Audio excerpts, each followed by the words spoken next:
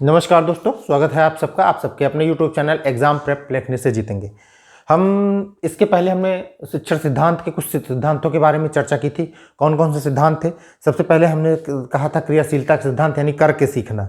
ठीक है। दूसरा जो था वो कौन सा सिद्धांत था? पहला तो क्रियाशीलता का सिद्धांत था, दूसरा जो था वो प्रेरणा का सिद्धांत था, तीसरा रुचि का सिद्धांत था। जो सिद्धांत मैंने पिछली वीडियो में आपको बताए हैं वो इंपॉर्टेंट है। ठीक है, इनकी बस जानकारी रखना आपको आवश्यक है। क्यों? क्योंकि इनसे सिर्फ क्वेश्चन बनते हैं। आपकी पेडागॉजी जो भी होती है, जो शिक्षण शास्त्र होता है कि बच्चे को कैसे पढ़ाना है, क्या करना है, ये किस सिद्धांत के अंतर्गत, ऐसे सारे क्वेश्चंस बनते हैं। इससे ज्यादा कोई क्वेश्चन नहीं बनते। जो इंपॉर्टेंट था उसके लिए मैंने कल आप लोग कल इन द सेंस जो आपकी जो प्रीवियस वीडियो है शिक्षण सिद्धांत की, उसमें हमने चर्चा कर दी है आप लोगों से। ठीक है, आज इन सिद्धांतों के बारे में चर्चा करेंगे। एक एक को हम इलेबोरेट करते रहेंगे, बिल्कुल डिस्क्राइब करेंगे। आराम से आप निश्चिंत होकर बस सुनते रहिए, कहानी सुनिएगा। और इस कहानी को जितनी बार सुनेंगे उतना ज़्यादा आपके लिए फायदेमंद रहेगा, उतनी ज़्यादा बार आपको ये चीज़ें याद हो जाएंगी। ठीक है, तो सबसे पहले हमने कल 3 सिद्धांतों के बारे में चर्चा की। एक तो क्रिया करके सीखना, सबसे इंपॉर्टेंट सिद्धांत है। क्रियाशीलता का सिद्धांत या क्रिया करके सीखना, किलपैट्रिक की जो प्रोजेक्ट मेथड है वो जो है, तमाम सारी चीज़ें हैं। नियोजन का सिद्धांत, प्रेरणा का सिद्धांत है। एक क्वेश्चन पूछने वाले थे आपसे, प्रोजेक्ट मेथड किसका है, तो बता ही दिया हमने, किलपैट्रिक का है। चलिए कोई बात नहीं, फिर भी आप इस चीज़ को ध्यान में रखिएगा कि जो प्रोजेक्ट मेथड है, ठीक है, योजना विधि है, वो किसकी है? किलपैट्रिक की है। ठीक है, किलपैट्रिक उसके जनक कहे जाते हैं। चलिए, दूसरा सिद्धांत हमने प्रेरणा का सिद्धांत बताया था, यानी मोटिवेशन होना चाहिए किसी भी चीज़ को सीखने के लिए, यानी शिक्षण के सिद्धांत है। शिक्षण क्या है? शिक्षण एक सिखाने की बात हो रही है, लर्निंग की बात हो रही है, शिक्षक की बात हो रही है। तो उसके लिए आपको क्या होना चाहिए? एक मोटिवेशन होना चाहिए। आपको प्रेरणा नहीं मिलेगी तो आप कैसे सीखेंगे? हम आपको प्रेरित नहीं करेंगे, हम आपको मोटिवेट नहीं करेंगे कि बेटा तुम कर सकते हो, तुमको आता है, बस तुमको थोड़ी सी मेहनत की जरूरत है। मोटिवेशन बहुत जरूरी है। दूसरी चीज है रुचि। अब कितना भी मोटिवेशन कर लें लेकिन आप इंटरेस्ट ही नहीं दिखाएंगे, ठीक है, हाँ ठीक है गुरुजी, अब देखेंगे, मन नहीं कर रहा, उसके बाद पीछे चले जाएंगे, गुरुजी आप फालतू में पीछे पढ़े, हमारा मन नहीं लगता पढ़ने में।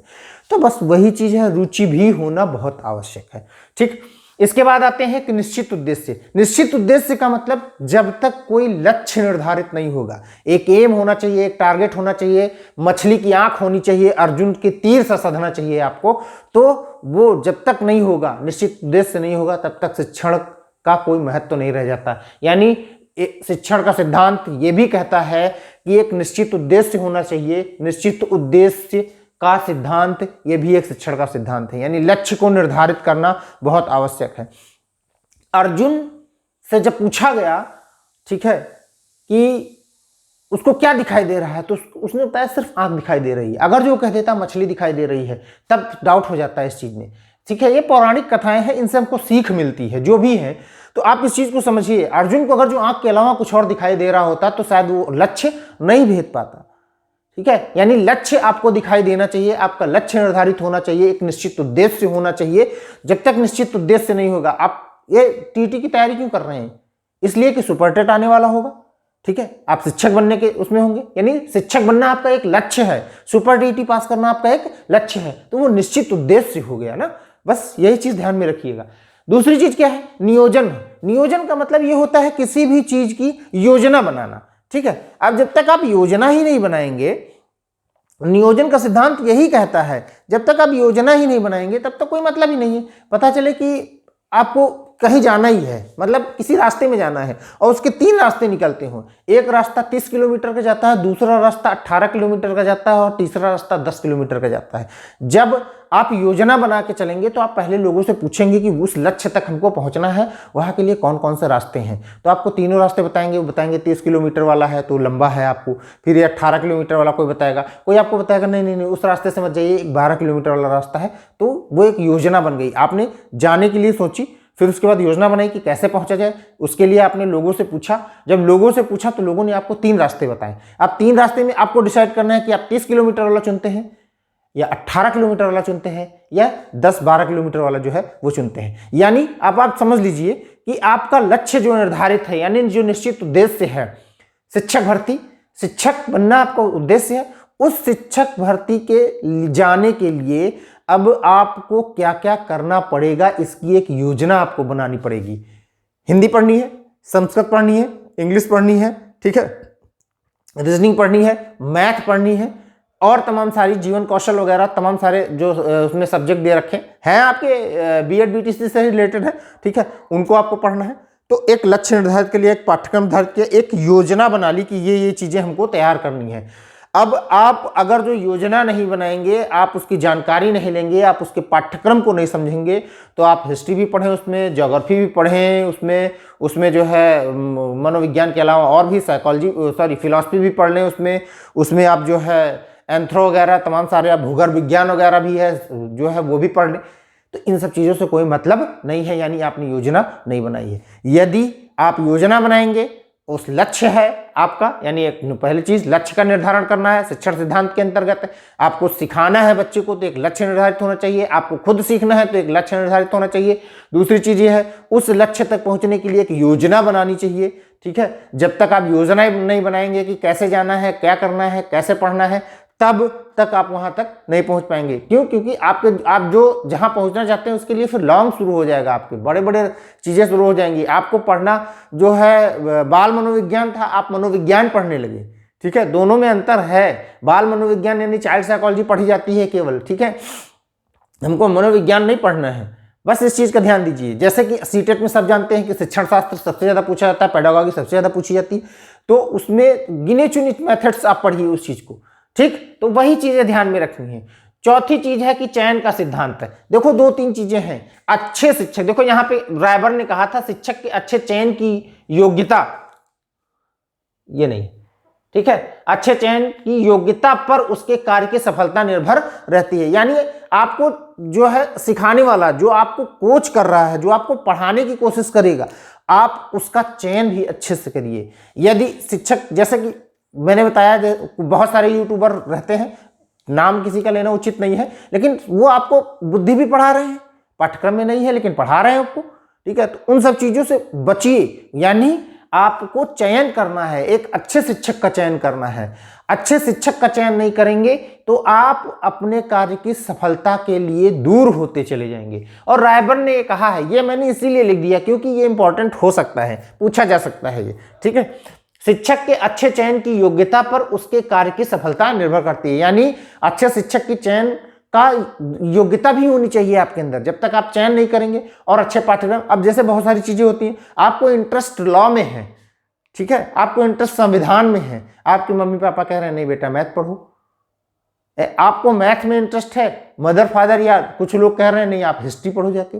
तो जब इंटरेस्ट ही नहीं है तो आप क्यों पढ़ेंगे उस सब चीजों को, ठीक है। तो बस वही चीज है कि चयन जो है वो आपको करना है जिसमें आपको रुचि हो। यह रुचि का सिद्धांत भी कहता है, और रुचि का सिद्धांत चयन के सिद्धांत से रिलेट करता है। इसीलिए भाई किसी भी चीज में रुचि है और चयन किसी और चीज का कर रहे हैं जिसमें रुचि नहीं है, तो क्या मतलब है उन चीज को, चयन का सिद्धांत यहाँ पे आता है। यानी चयन भी आपका अच्छा होना चाहिए, चाहे वो शिक्षक का हो, चाहे सब्जेक्ट का हो, यानी विषय का हो आपके, ठीक है। उसके बाद में वैयक्तिक भिन्नता का सिद्धांत। वैयक्तिक भिन्नता ये कहती है, देखिए लोगों में तमाम सारी भिन्नताएं होती हैं, किसी के बाल कैसे होते हैं, किसी का रंग कैसा होता है, किसी की लंबाई चौड़ाई कैसी होती है, तो इन सब चीजों का भी ध्यान नहीं देना है। बहुत सारे अक्सर जो है बहुत सारे बच्चे ऐसे होते हैं, नहीं वो वाले टीचर वो छोटे छोटे अच्छे नहीं लगते हैं, मैं उनसे नहीं पढ़ूंगा जाके। तो ऐसा कुछ नहीं है, आप किसी के ज्ञान को परखिए, ठीक है। यानी वैयक्तिक भिन्नता जो होती है उससे कोई मतलब नहीं होता। इंडिविजुअल डिफरेंसेस जो होते हैं बहुत सारे ऐसे होते हैं, तो आप समझिए इस चीज को। शिक्षण जो होता है रूप, रंग, आकृति और बनावट, ठीक है, के लिए नहीं होता है। किस चीज के लिए होता है? ज्ञान के लिए होता है, ठीक। यानी वैयक्तिक भिन्नता से कोई मतलब नहीं है, वैयक्तिक भिन्नता का भी सिद्धांत है। उसके बाद में लोकतंत्री व्यवहार का सिद्धांत। लोकतंत्री व्यवहार का सिद्धांत जो है, इसका जो मूल तथ्य है, जो इसकी मूल है, वो ये कहता है कि समानता होनी चाहिए और सहभागिता होनी चाहिए, ठीक है। यानी लोकतांत्रिक व्यवहार, ना कोई छोटा है, ना कोई बड़ा है, ना कोई ऊंच है, ना कोई नीच है, ठीक है। ना कोई किसी भी तरीके की जातिगत समस्याएं भी नहीं होनी चाहिए, किसी भी तरीके की धर्मगत समस्याएं नहीं होनी चाहिए, ठीक है। तमाम सारी ऐसी चीजें होंगी। एपीजे अब्दुल कलाम साहब को ले लो, उन्होंने कहा कि मैं तो सिर्फ भारत को जानता हूं, हिंदुस्तान को जानता हूं, हिंदुस्तान मेरे लिए है, यहाँ के सारे बच्चे, सारे स्टूडेंट मेरे जो है छात्र छात्राएं हैं, वो क्या है इससे कोई मतलब नहीं है। तो बस इन्हीं सब चीजों को आप समझिए इस चीज को। यानी लोकतंत्री व्यवहार होना चाहिए, किसी जाति, धर्म, मजहब, पंथ से कोई मतलब नहीं होना चाहिए, सहभागिता होनी चाहिए। आप सामने किसको सिखाने जा रहे हैं या आप किससे सीखने जा रहे हैं, आपको सिर्फ उसके ज्ञान का मानक होना चाहिए। आप उसके ज्ञान को देखिए, उसका एक स्टैंडर्ड देखिए, वो क्या पढ़ा रहा है, कैसे वो आपको पढ़ा रहा है, बताने का उसका लहजा क्या होता है। फिर जीवन से संबंध स्थापित करने का सिद्धांत। देखिए, जीवन से संबंध स्थापित करने का सिद्धांत बहुत इंपॉर्टेंट है। इसको मैंने देखो आगे लिख भी रखा है, एनसीएफ 2005 में इस पर जोर दिया गया है। यानी अगर आपसे पूछा जाए निम्न में से जीवन से संबंध स्थापित करने के लिए कौन सी परियोजना या योजना थी या पाठ्यचर्या थी, ठीक है, राष्ट्रीय पाठ्यचर्या की रूपरेखा यानी एनसीएफ 2005, नेशनल कैरिकुलम फ्रेमवर्क 2005, ठीक है। तो इस चीज को ध्यान में रखिए। आवृत्ति का सिद्धांत, आवृत्ति का सिद्धांत बहुत सारे लोगों ने पढ़ा ही होगा कि करत करत अभ्यास ते जड़मति होत सुदान, दसरी आवत जात ते सिल पर पड़त निशान। यानी कहा गया है, ऐसे पुराने कवियों ने कहा, मुझे नाम नहीं याद आ रहा किसने कहा, कबीर ने कहा, किसने कहा याद नहीं आ रहा है, किशोर ने कहा कि जिस पर रस्सी बार बार आती है, कभी आपने कुएं से जो है एक पत्थर रख के पानी खींचते हुए देखा होगा, तो जिस जगह से रस्सी बार बार आती है वहां पर निशान पड़ जाता है। लेकिन क्यों निशान पड़ता है? क्योंकि वो बार बार आ रही है, लगातार आ रही है। बचपन में गृह कार्य इसीलिए दिया जाता है, होमवर्क होना बहुत जरूरी है। दूसरी चीज होती है मासिक परीक्षा, जो मंथली टेस्ट होते हैं वो भी बहुत जरूरी है। मंथली टेस्ट क्यों होते हैं? बहुत लोग होते हैं मंथली टेस्ट क्यों लिए जाते हैं? मंथली टेस्ट इसीलिए लिए जाते हैं कि आपका आकलन किया जाए आपने कितना सीखा है, यानी बार बार आपसे अभ्यास कराया जाएगा उन सब चीजों को। मंथली टेस्ट का मतलब यही है, पता चले कि जुलाई में आपको जो पढ़ाया गया आप अक्टूबर में भूल गए, ठीक है, तो जुलाई में जो पढ़ाया गया वो आपको याद है कि नहीं, उसके लिए आपका एक टेस्ट होना चाहिए, वो मंथली टेस्ट होना चाहिए, जो पढ़ाया गया उसका टेस्ट होना चाहिए। जब टेस्ट होगा तो आप दोबारा उसे रिपीट करेंगे, यानी अभ्यास करेंगे उसके लिए। यानी गृह कार्य भी इसीलिए दिया जाता है, अभ्यास भी इसीलिए कराया जाता है। छात्रों को स्वयं पाठ समझने के लिए बोलना चाहिए कि आपको हमने पढ़ा दिया, आप इसको पढ़िए, स्वयं समझिए इस चीज को, जहां पे नहीं समझ में आ रहा वो शिक्षक से पूछिएगा, ठीक है। यहां तक बातें क्लियर है, कोई दिक्कत तो नहीं है किसी को। इसके बाद में आ जाता है निर्माण एवं मनोरंजन का सिद्धांत। देखो, निर्माण और मनोरंजन जो होता है वो दो सबसे बड़ी चीज ये होती है कि जैसे आपने देखा होगा एक वीडियो कुछ दिन पहले, बहुत कुछ दिन क्या है मतलब लगभग साल भर हो गए होंगे, साल भर पहले बहुत वायरल हो रहा था, वो कह रहे थे काश से कबूतर उड़ रहे थे। तो भाई ये क्या है? ये मनोरंजन है। और मनोरंजन के लिए क्या किया गया? एक कविता का निर्माण किया गया।